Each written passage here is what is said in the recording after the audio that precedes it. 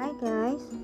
Pagkagising ko nga pala kaninang umaga guys, nag-isip ako kung ano na naman ang lulutuin ko. At yun nga, may nakita nga ako sa ref namin ng mga patatas at may tinira pala akong carrots noong nakaraang pagluluto ko.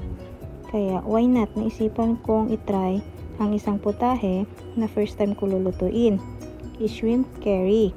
Niglagyan ko lang yan ng coconut milk at curry powder at konting patis na din, at yun nga, at nagkalasa naman.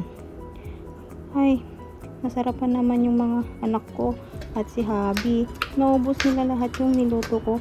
Sobrang happy ko guys pag walang nasasayang na pagkain, kasi mahal-mahal na mga bilihin ngayon guys, kaya dapat walang nasasayang sa mga niluluto natin.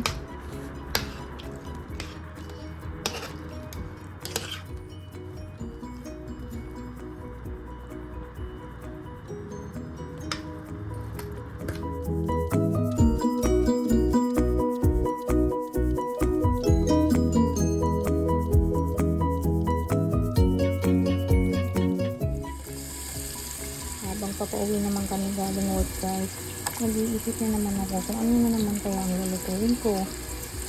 Kaya ay naisip ako, may itlog pala kami sa ref. Try ko din ako na magluto ng itlog na may kamatis.